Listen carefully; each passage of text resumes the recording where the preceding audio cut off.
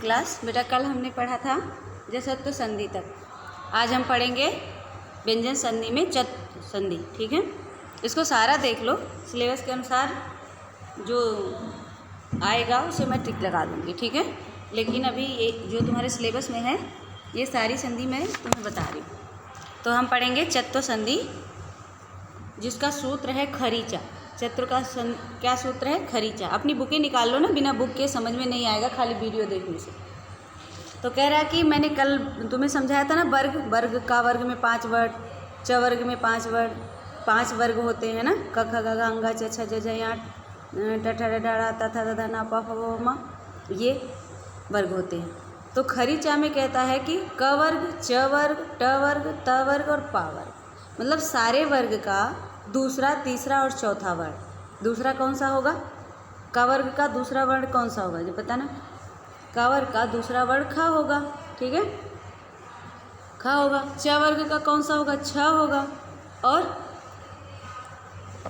ट वर्ग का ठ होगा, और त वर्ग का थ होगा, और प वर्ग का ब होगा। ये दूसरा है। इसी के आगे तीसरा और चौथा वर्ण। ठीक है, के बाद मतलब पहले को छोड़कर, का को छोड़कर, ठीक है, दूसरा, तीसरा, चौथा, मतलब इसके बाद किस वर्ग का दूसरा, तीसरा, चौथा वर्ण आ जाए, अथवा दूसरा या स सहा, इसके साथ स, श और स आ जाए, तो अपने वर्ग के प्रथम वर्ग के रूप में फिर से बदल जाता है। ठीक है, ऐसे नहीं समझ में आएगा तो कोई नहीं, फिर से हम उदाहरण के साथ देखेंगे।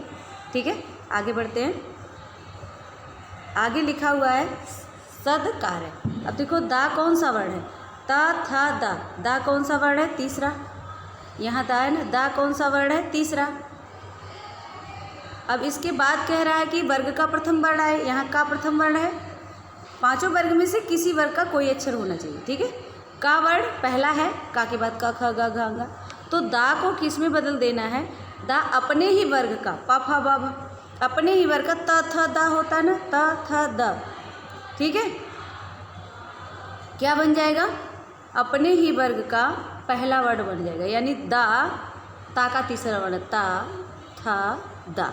ये दा ता का तीसरा वर्ण है, तो ये दा अगर आगे इसके बदले में वर्ग का कोई भी वर्ण, चाहे का आ जाए, चाहे चा आ जाए, चाहे जो है ता आ जाए, चाहे टा आ जाए, चाहे पा आ जाए, इनमें से कोई भी वर्ण तीसरे वर्ण के आगे मिल जाता है। जैसे यहाँ दा तीसरा है और का पहला है, तो ये दा अपने वर्ग का, यानी ता था दा, ये का के वर्ग का नहीं बदलेगा कि का बना ले, ये क्या करेगा? अपने ही वर्ग का पहला बन जाता है। जैसे दा किस में बदल जाएगा? ता में। तो अभी यहाँ क्या बन गया? स, और ये ता आधा, तो यहाँ मिला के कैसे लिखेंगे? स ध त कार, सत्कार।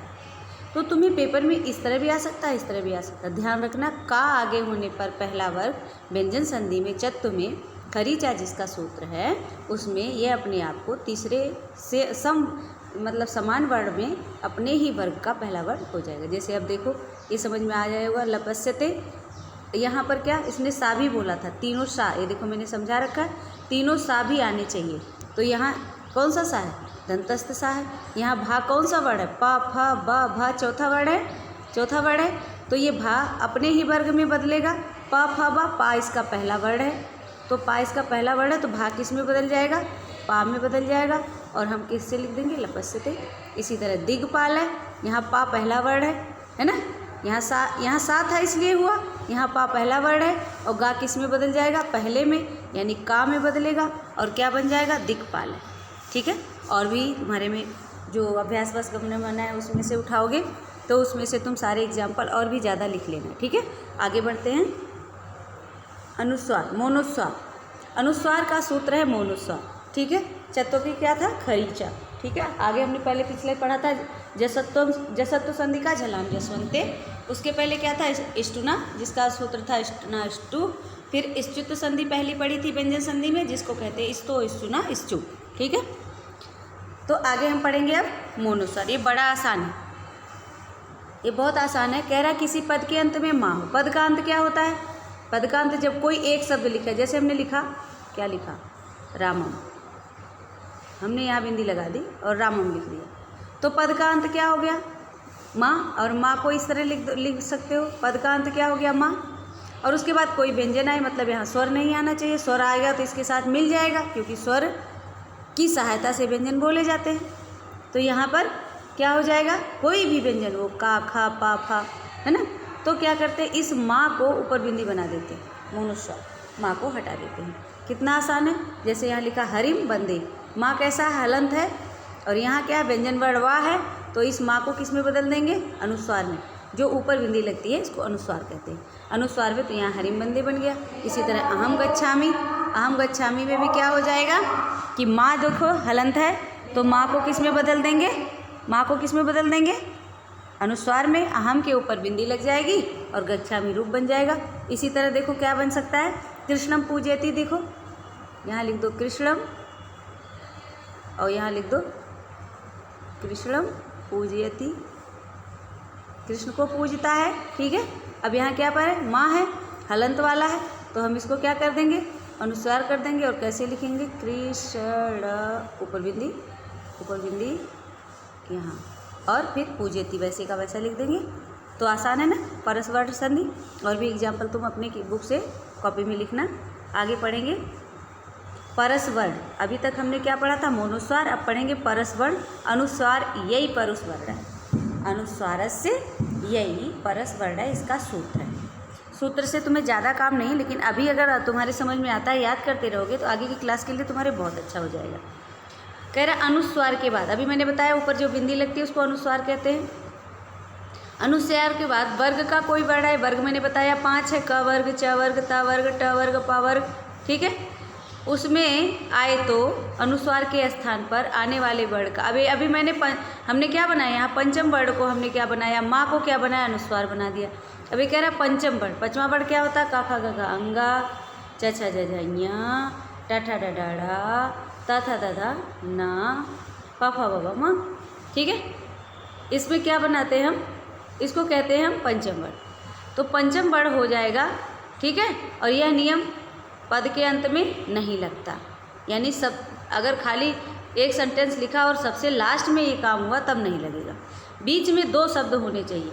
जैसे यहाँ उदाहरण से देखेंगे, जैसे लिखता है संस्कृतम पठति, संस्कृतम पठति, तो संस्कृत एक शब्द संस्कृत है, एक पठति, पठति का तो काम नहीं रहा। संस्कृतम में देखते हैं संस्कृत में ऊपर बिंदी लगी हुई है, और यहाँ पठति लिख दिया। इसने क्या कहा, वर्ग का कोई वर्ण होना चाहिए। वर्ग का पहला वर्ण प फ ब भ म, पा वर्ग है, तो वर्ग का किसके आगे आया, अनुस्वार के आगे, तो हम अनुस्वार को क्या बना देंगे, पंचम वर्ण बना देंगे, माँ बना देंगे, संस्कृतम। क्यों माँ बनाएंगे, क्योंकि पा के वर्ग का ही बनेगा। अगर यहाँ का आता तो यहाँ क्या बन जाता, अंगा बन जाता। अगर यहाँ चा आता तो क्या बनता, यहाँ बन जाता। आई बात, इसे थोड़ा सा साफ करके तुम्हें बता देती हूँ, ठीक है। तो इस अनुस्वार को इस पा के अंतिम वर्ण पा फा बा भा मा बना देंगे और लिख देंगे संस्कृतम, संस्कृतम, संस्कृतम, ठीक है।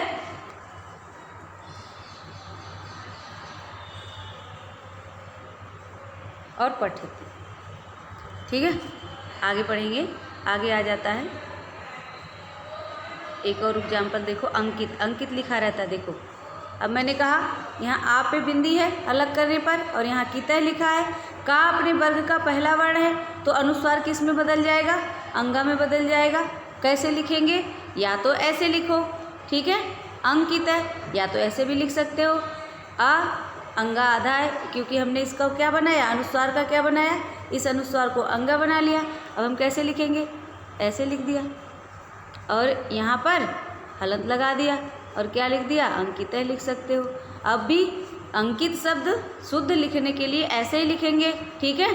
या तो कैसे लिख देंगे, आ यहाँ वो, क की त, अंकित, ऐसे भी लिख सकते हो, दोनों सही है। इसी तरह संकल्प में यहाँ अनुस्वार है, का वर्ण है, अनुस्वार अपने वर्ग का 5वां वर्ण बनाएगा, अंगा, और यहाँ बन जाएगा संकल्पम, ठीक है।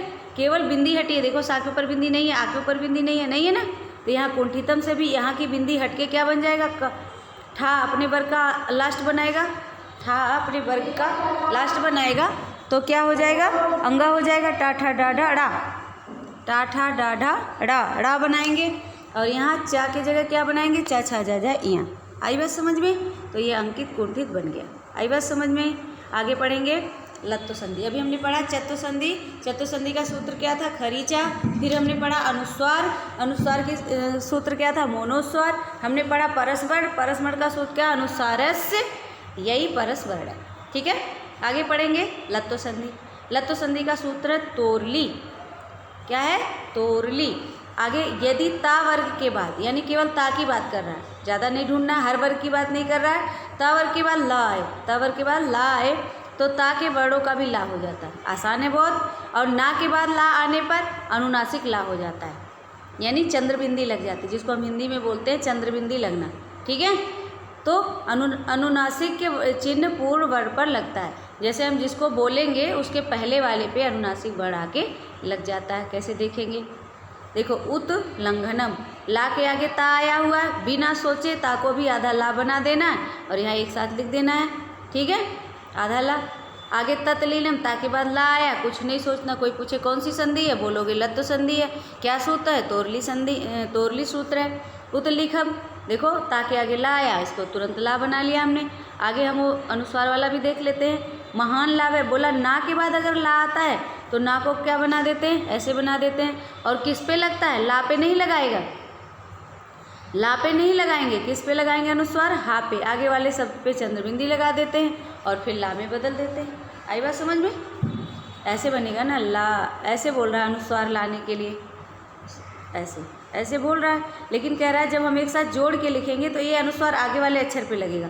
तो ना ये है, ना को तो हमने ला बना लिया, लेकिन अनुस्वार जो है चूँकि ला ना आधा है, ला आधा है, तो हम इसको लाधा आधे पे कभी अनुस्वार नहीं लगाते, हा पे अनुस्वार लगाते। इसी समय विद्वांस लिखत में विद्वान लिखत। ठीक है, ना के बाद ला आने पर हमें क्या करना है, ऊपर चंद्रबिंदी आगे वाले शब्द पे लिखना है और ना का ला बना देना है।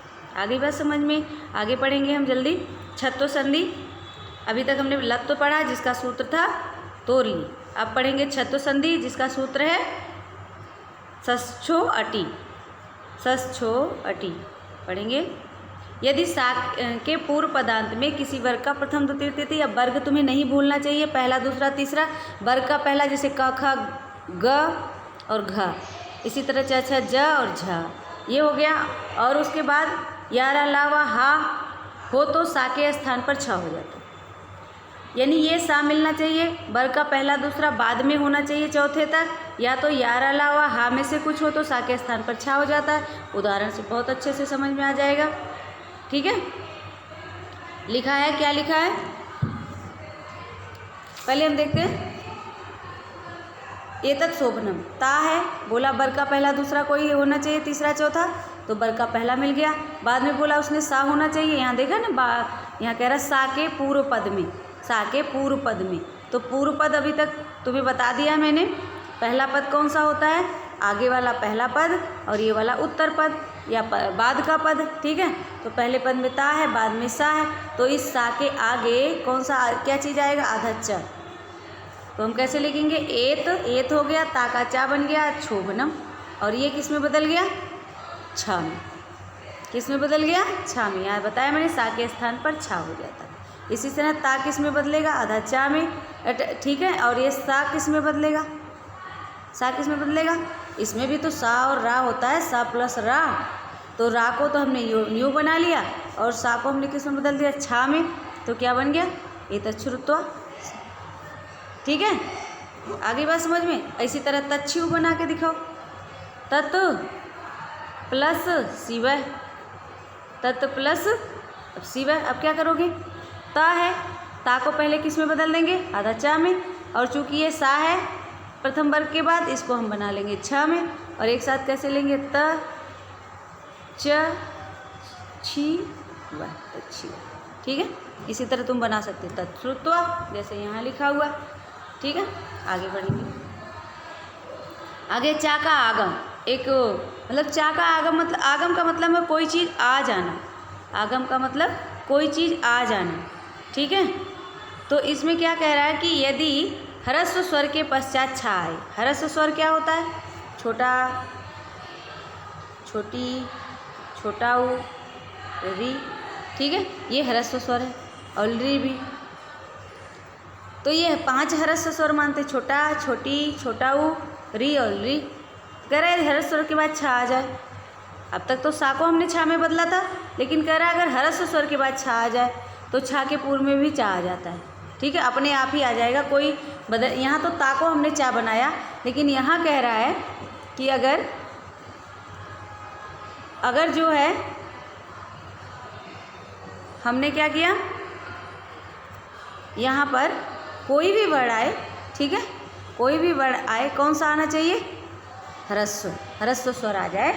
तो यहाँ और बाद में छा हो तो ह्रस्व स्वर के पहले आधे चा का आगम हो जाता है बिना कुछ परिवर्तन। आगम मतलब आ जाना, जैसे मेहमान आ जाते हैं, तो ये आधा चा क्या है, मेहमान।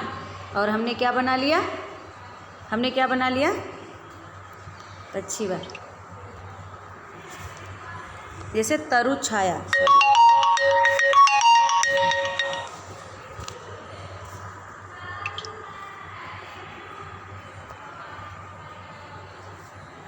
रुको 1 मिनट बेटा, फ़ोन आ गया है, देखो आ गया, ठीक है। तो अब हम इधर देखो,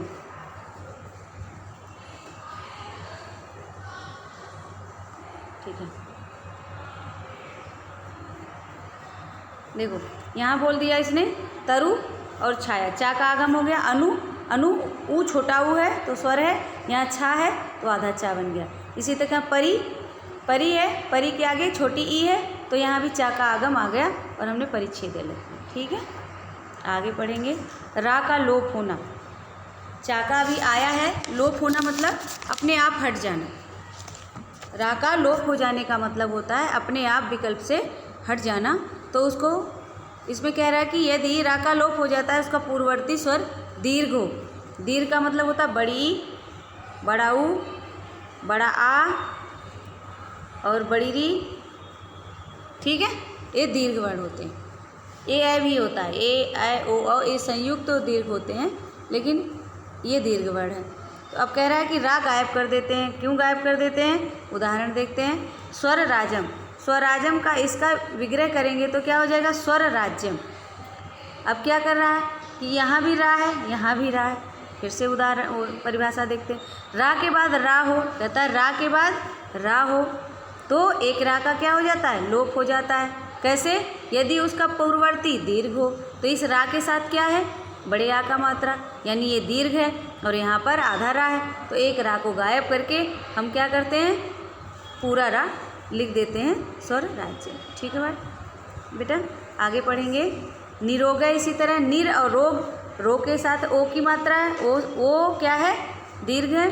तो इसलिए रा का हम क्या कर देंगे, लोप कर देंगे, निरोगय बना देंगे। इसी तरह नीरस, एक और बचा हुआ उसे ध्यान से देख लो बस। उसके बाद ना को डा हो जाना। ना को डा हो जाने का क्या मतलब है, यदि पद के अंत में री रा सा के पश्चात ना आए, 3 अक्षर देख लो, री रा और श के पश्चात ना आए तो ना को क्या हो जाता है, डा हो जाता है। जैसे हम कभी कभी देखते हैं कि हम रामेण क्यों लिखते हैं, है ना, हम रामेण क्यों लिखते हैं, ये देखते हैं ना। ये बार बार गायब हो जा रहा है। हम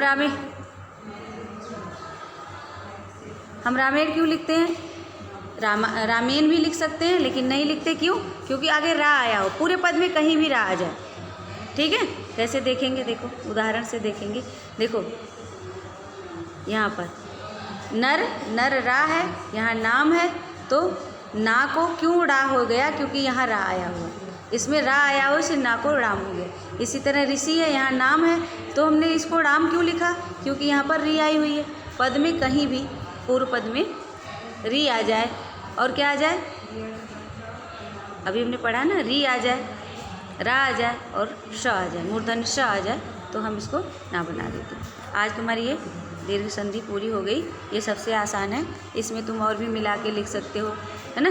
रम एड़ रामेण ये बनता है, बहुत सारे शब्द ड़ा का बन जाते हैं। इसको तुम अभ्यास बस गमनम मन पुस्तक से भी अभ्यास कर सकते हो। ठीक है बेटा, इसको ध्यान से देख लेना और इसकी एक्सरसाइज भी करने की कोशिश करना, और बाद में मैं करा भी दूँगी। ठीक है, ओके।